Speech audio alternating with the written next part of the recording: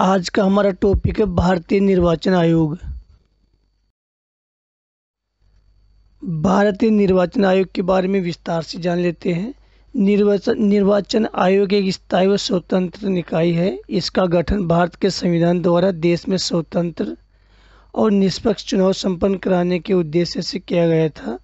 संविधान के भाग 15 में अनुच्छेद 324 के अनुसार संसद, राज्य विधानमंडल, राष्ट्रपति व उपराष्ट्रपति के पदों के निर्वाचन के लिए संचालन, निर्देशन और नियंत्रण की जिम्मेदारी चुनाव आयोग की है। अतः चुनाव आयोग एक अखिल भारतीय संस्था है क्योंकि ये केंद्र और राज्य सरकारों दोनों के लिए समान है। उल्लेखनीय कि राज्यों में होने वाले पंचायत व निगम चुनाव से चुनाव आयोग का कोई संबंध नहीं है। इसके लिए भारत के संविधान में अलग राज्य निर्वाचन आयोगों की व्यवस्था की गई है। अब देख लेते हैं निर्वाचन आयोग की संरचना। संविधान के अनुच्छेद 324 में चुनाव आयोग के संबंध में निम्नलिखित उपबंध है। पहला है, मुख्य निर्वाचन आयुक्त और अन्य निर्वाचन आयुक्तों की नियुक्ति राष्ट्रपति द्वारा की जाती है। दूसरा, राष्ट्रपति निर्वाचन आयोग की सलाह पर प्रादेशिक आयुक्तों की नियुक्ति कर सकता है जिसे निर्वाचन आयोग की सहायता के लिए आवश्यक समझे। तीसरा, निर्वाचन आयुक्तों व प्रादेशिक आयुक्तों की सेवा की शर्तें व पदावधि राष्ट्रपति द्वारा निर्धारित की जाएगी। 1950 से 15 अक्टूबर 1989 तक निर्वाचन आयोग एक सदस्य निकाय के रूप में कार्य करता था जिसमें केवल मुख्य निर्वाचन अधिकारी होता था। मत देने की न्यूनतम आयु 21 से 18 वर्ष करने के बाद 16 अक्टूबर 1989 को राष्ट्रपति ने आयोग के काम के भार को कम करने के लिए 2 अन्य निर्वाचन आयुक्तों को नियुक्त किया। इसके बाद आयोग बहुसदस्यीय संस्था के रूप में कार्य करने लगा जिसमें 3 निर्वाचन आयुक्त हैं। हालांकि 1990 में 2 निर्वाचन आयुक्तों के पद को समाप्त कर दिया गया और स्थिति एक बार पहले की तरह ही हो गई। एक बार फिर अक्टूबर 1993 में 2 निर्वाचन आयुक्तों को नियुक्त किया गया। इसके बाद से अब तक आयोग बहुसदस्यीय संस्था के तौर पर काम कर रहा है जिसमें 3 निर्वाचन आयुक्त हैं। मुख्य निर्वाचन आयुक्त व 2 अन्य निर्वाचन आयुक्तों के पास समान शक्तियाँ होती है तथा उनके वेतन, भत्ते और दूसरे अनुलाभ भी एक समान होते हैं जो सर्वोच्च न्यायालय के न्यायाधीश के समान होते हैं।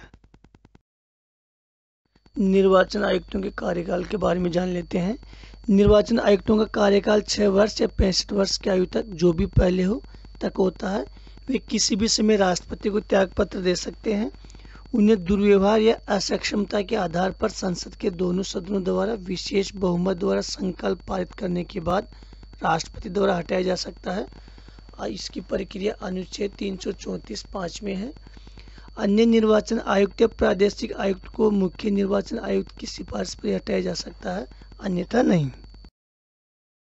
निर्वाचन आयोग के कार्य एवं शक्तियाँ: राष्ट्रपति व उपराष्ट्रपति के चुनाव करवाना, लोकसभा, राज्यसभा, विधानसभा और विधान परिषद सदस्यों के चुनाव करवाना, चुनावी खर्चे की निगरानी करना, आचार संहिता लगाना और उसकी पालना सुनिश्चित करना, निष्पक्ष व पारदर्शी चुनाव करवाना, संसद के परिसीमन आयोग अधिनियम के आधार पर समस्त भारत के निर्वाचन क्षेत्रों के भूभाग का निर्धारण करना, मतदाता पहचान पत्र तैयार करवाना, जाति, लिंग व धर्म के आधार पर नाम जोड़ने में भेदभाव नहीं करना, अनुच्छेद 325 के अनुसार।